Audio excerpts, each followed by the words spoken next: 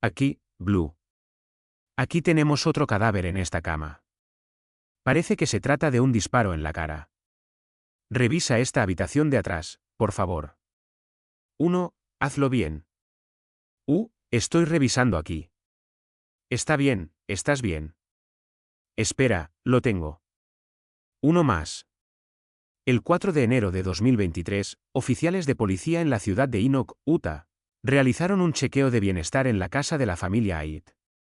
Después de forzar la entrada, encontraron a los 8 miembros de la familia brutalmente asesinados a tiros. Fue un incidente que tomó completamente por sorpresa al pequeño pueblo de Enoch. Con solo unos pocos miles de residentes, Enoch simplemente no era el tipo de lugar donde ocurrían cosas así. Para empeorar todo, estaba el hecho de que los Ait eran miembros queridos de la comunidad. Eran personas religiosas que personificaban los valores familiares en todo lo que hacían. En la mayoría de los casos de aniquilación familiar, el perpetrador es el padre, quien usualmente puede describirse como un profesional educado de mediana edad con problemas psicológicos profundos. Muchos de estos casos también implican señales de advertencia importantes que a menudo pasan desapercibidas o, incluso son ignoradas por la comunidad. Hoy analizaremos cómo estos factores jugaron un papel en la masacre de la familia Ait, un incidente que representa el alarmante aumento del familicidio que se está viendo en todo Estados Unidos. Es una historia que muestra cómo los monstruos a veces pueden vivir a plena vista y cómo su furia destructiva no deja nada en su camino más que los restos destrozados de la familia que afirmaban amar. Michael Ait y Tausa Earl se conocieron en la Universidad del Sur de Utah y de inmediato se conectaron por sus valores cristianos. Michael era, en muchos sentidos, el hombre de los sueños de Tausa, o al menos eso parecía. Y, con toda honestidad, Tausa no tenía ninguna razón para sospechar que él fuera diferente. Este era un hombre que había ido a Brasil en una misión de 2 años para la Iglesia de Jesucristo de los Santos de los Últimos Días. Tenía un título en negocios y una carrera emergente en Olstadt, donde rápidamente se convirtió en un vendedor estrella de seguros. Cuando Tausa lo miraba, veía el tipo de futuro con el que siempre había soñado. Se casaron el 16 de mayo de 2003, cuando Michael tenía 23 años y Tausa 21. Fue una ceremonia sencilla en el templo de St. George, pero llena de alegría y esperanza para el futuro. La pareja se estableció en la comunidad unida de Enoch e hizo lo que hacen todas las parejas recién casadas: tener hijos. Primero vino Matthew, quien tenía 17 años en el momento del incidente. Luego vino Briley, quien tenía 12 años y cuyos mensajes de texto más tarde proporcionarían una ventana a la pesadilla absoluta que vivían bajo su patriarca tiránico. Los gemelos Sienna y Amon tenían 7 años cuando perdieron la vida. El teléfono de Amon, en particular, daría una visión sorprendente de la mente violenta y trastornada de su padre. Finalmente estaba Gavin, quien con solo 4 años no mereció ninguna empatía por parte de su asesino demente. Pero toda esa violencia vino después. Al principio, los Ait eran personas amorosas y saludables que encajaban tan completamente en el tapiz rústico de Enoch que la comunidad apenas podía imaginar la vida sin ellos. Michael se consideraba a sí mismo un patriarca en el sentido más bíblico del término. Tausa, una mujer profundamente devota, aceptó su papel como ama de casa, una decisión que se alineaba con sus valores pero que también la hacía más vulnerable al control de Michael. Ella se enorgullecía de enseñar a sus hijos las palabras del Evangelio y la gloria de Jesucristo. Sentía que era su responsabilidad criarlos correctamente y dejar que su esposo fuera el único proveedor. Sin embargo, esto también significaba que Michael tenía control total sobre cada aspecto de la vida de Tausa. Era un hombre muy controlador, hasta el punto de obligarla a cortar las toallitas para bebés por la mitad antes de usarlas y lavar las bolsas de plástico para reutilizarlas. Estas medidas podrían haber sido simples formas de ahorrar dinero. Y con una familia de 6 personas que alimentar, Michael podría haber necesitado ser tan frugal como fuera posible para llegar a fin de mes. Pero, según el rumbo que llevaba su carrera, el dinero no debería haber sido un problema. Michael tenía una reputación casi legendaria en Olstadt, con clientes que a menudo conducían kilómetros solo para poder comprar un seguro con él. Era su servicio al cliente lo que lo hacía destacar. Como muchos otros abusadores, Michael sabía cómo encantar y la gente tendía a confiar en cada palabra que decía cuando llevaba puesta su máscara. Como resultado, los Ait nunca tuvieron problemas reales de dinero. Sin embargo, Michael seguía actuando como si tuvieran que apretarse el cinturón. Justo antes de Navidad de 2022, recibió una gran bonificación de su empleador.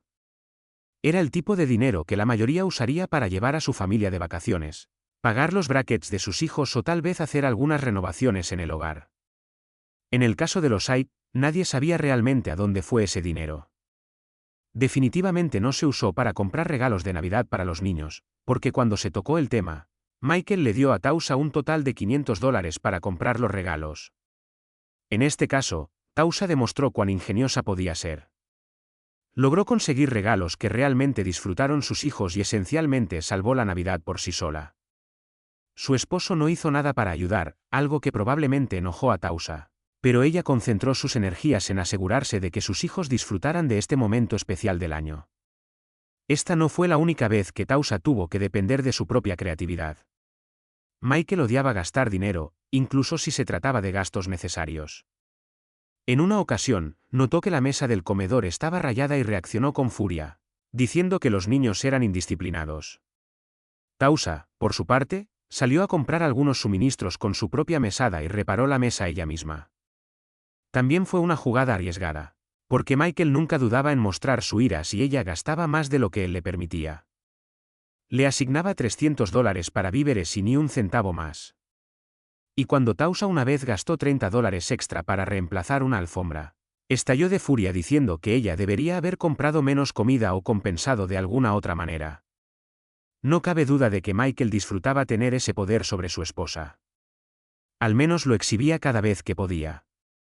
En algún momento del matrimonio, Michael le quitó a Tausa el teléfono y las llaves del coche con el único propósito de hacerla más dependiente de él. A principios de 2022, le compró un coche nuevo, pero le dijo al vendedor que solo la dejaría manejarlo si se ganaba ese privilegio. Cabe mencionar que Tausa ya había echado a Michael de la casa una vez después de cansarse de sus abusos. Michael se fue a vivir con su madre y recibió terapia, pero eso fue solo para volver a ganarse la confianza de Tausa. Tan pronto como regresó, el ciclo de abuso comenzó de nuevo. Parecía que cada vez que Tausa intentaba escapar, él solo apretaba más su control sobre ella. Tausa enfrentaba una decisión imposible: escapar del abuso o arriesgarse a que sus hijos quedaran vulnerables si a Michael se le concedía la custodia. Verás, él no solo era abusivo financieramente, de hecho, eso era solo la punta del iceberg. Lo único que le importaba más que nada a Michael era la apariencia. Iba a la iglesia no porque fuera un hombre temeroso de Dios, sino porque quería que lo vieran yendo a la iglesia. Quería que los miembros de la comunidad lo vieran como un patriarca íntegro, un defensor de la institución familiar, un proveedor que nunca dejaba que sus hijos necesitaran algo. El hecho de que fuera un tacaño de mal genio no era algo que permitía que nadie fuera de su familia viera. Y en cuanto a la familia, ellos simplemente tenían que aguantarlo. Tenían que comportarse, de lo contrario Michael no dudaba en usar la fuerza física. La persona que más sufrió su furia violenta fue probablemente Matthew. La mayoría de los padres tratan a su hija mayor como una princesa. La protegen ferozmente y verlas llorar les duele en el alma. En el caso de Michael, parecía disfrutar cualquier oportunidad para hacer llorar a su hija, y no solo lo hacía con palabras, sino causando dolor físico real. Según los informes sobre el asunto, el abuso físico comenzó en 2017, cuando Matthew tenía solo 11 años. ¿Cómo alguien puede sentir ira hacia una niña tan joven, especialmente una descrita como inocente y amable como Matthew, es algo que la mayoría de nosotros nunca entenderá? Y sin embargo, eso venía naturalmente al monstruo que era Michael. En 2020, Michael llegó al extremo de estrangular violentamente a su hija hasta el punto en que ella pensó que podría morir. Aunque tenía solo 14 años, Matthew sabía que eso no era algo con lo que debía lidiar, así que presentó un informe policial. Desafortunadamente, la policía, al igual que prácticamente todas las demás autoridades institucionales en Enoch, se puso del lado del abusador. Eso no quiere decir que pensaran que lo que hizo Michael estaba justificado, más bien, no hicieron. Esto es lo que escribió el oficial en su informe: palabra por palabra, le aconsejé a Michael que su comportamiento estaba muy cerca de ser agresivo. Le informé que no tenía intención de acusarlo de ningún delito en este momento. Hablé con él sobre la importancia de que Matthew continuara asistiendo con un terapeuta. Le pedí que no interfiriera con eso. También le aconsejé que él mismo debía seguir viendo a alguien por su ira. Le dije que prefería tener esta conversación con él en lugar de llevarlo a la... Es un mundo extraño aquel en el que estrangular a tu propia hija se considera estar cerca de ser agresivo. Más extraño aún es que no se presentaran cargos. Por supuesto, esta no sería la última vez que los supuestos protectores de la comunidad fallarían en ayudar a las personas que Michael aterrorizaba.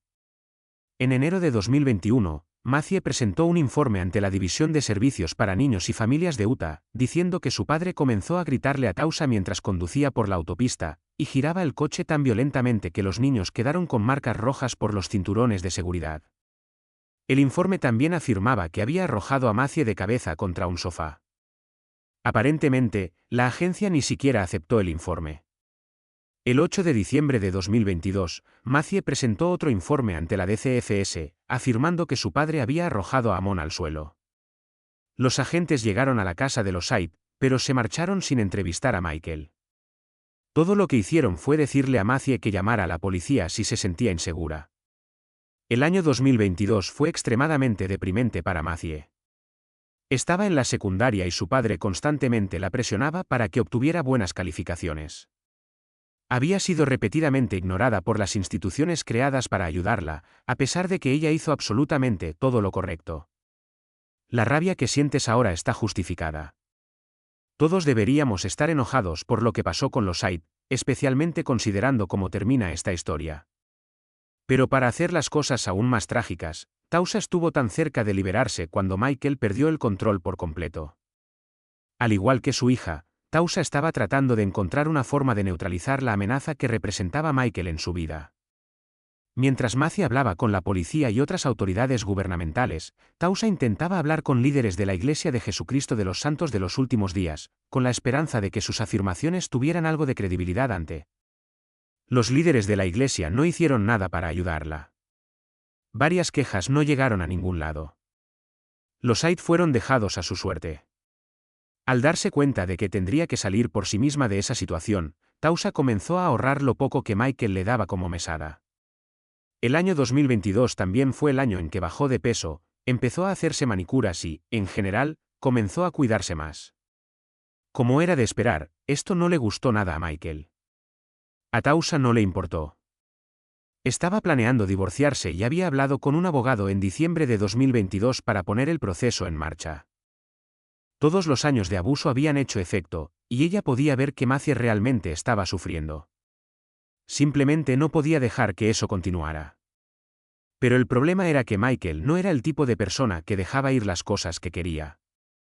Y, según lo que estaba ocurriendo en su vida, se estaba dirigiendo a una explosión violenta que borraría a su propia familia de la faz de la tierra. Aunque había sido un trabajador ejemplar en Olmsted durante años, al final de 2022, Michael se encontró sentado frente a su jefe teniendo una conversación muy difícil. Estaba siendo despedido por una violación de políticas. Resultó que Michael había estado cometiendo fraude, y los superiores en la compañía finalmente lo habían descubierto. Hizo planes para iniciar su propia compañía de seguros, pero con algo así en su historial, su carrera en seguros estaba efectivamente acabada. El trabajo de Michael era una fuente enorme de orgullo para él, al igual que su familia. Cuando Tausha le reveló que pensaba divorciarse, eso lo llevó más allá del punto de quiebre. De repente, sentía que todo se estaba desmoronando. Y considerando cuánto le importaba su imagen pública, es justo decir que prefería morir antes que vivir como un fracasado. Pero el problema es que no pensaba que la culpa fuera suya, sino que culpaba a su familia por, de alguna manera, haberlo frenado. En los primeros días del nuevo año, Michael retiró todas las armas de fuego de la casa, confiscando efectivamente los medios que tenía Tausha para defenderse. El 3 de enero comenzó a grabar vídeos en secreto por toda la casa. ¿Puedo darte un gran abrazo? No. ¿Y pepinillos? Podemos ir a las montañas, tal vez mañana o pasado.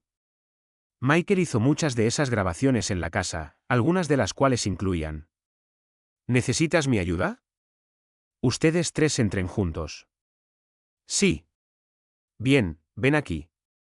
Estas grabaciones también revelan que Tausha le había dicho a Michael que se estaba divorciando de él, y lo muestran intentando convencerla de cambiar de opinión.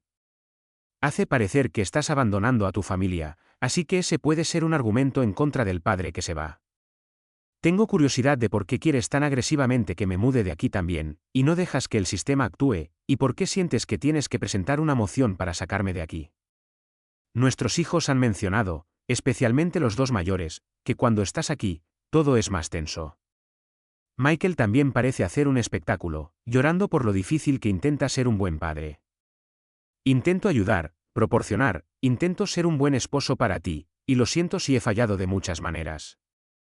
Además, Tausa deja muy en claro que ya no va a tolerar su abuso. Necesitas ayuda. Espero que puedas obtenerla. Quiero que la consigas. Te he dicho que merezco ser tratada mucho mejor. Has cerrado esas puertas cada vez.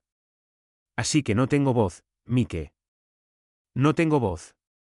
Ahora tendré libertad.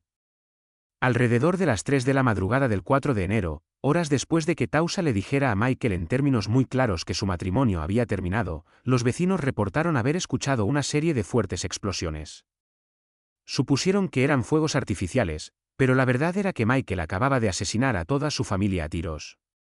A la mañana siguiente, una amiga con la que Tausa tenía planeado encontrarse llamó a la policía para que hicieran un chequeo de bienestar cuando ella no apareció. Estoy un poco preocupada. Teníamos una cita programada, pero no vino, y ella nunca falta a una cita. Creo que la violencia ha sido más con los niños, pero también ha sido con ella. Pero no creo que se haya denunciado. Él se negaba a salir de la casa, y por eso era el papeleo, ella iba a presentar los papeles para sacarlo. Más tarde, se solicitó otro chequeo de bienestar para Michael cuando él tampoco asistió a sus compromisos. Esto llevó a la policía a acudir a la residencia de los Said, donde encontraron lo que quedaba de la familia. Uno más, disparo en la parte trasera de la cabeza. Víctima. Policía, si estás aquí, hazte notar. 2, 4, 6 puertas a la derecha. Detente ahí. Lo tengo. Cada miembro de la familia Ait había sido asesinado con un disparo en la cabeza mientras dormía. Por alguna razón, Amon, de 7 años, fue disparado múltiples veces, lo que indica que Michael quizás sentía un odio especial hacia su hijo del medio. La presencia de fragmentos dentales en la pared también sugiere que Michael no logró asesinar a su hijo con el primer disparo, lo que llevó a Amon a intentar arrastrarse mientras su padre apuntaba para el tiro final. Después de masacrar a su familia, Michael fue a la sala de ejercicios y se disparó en la cabeza.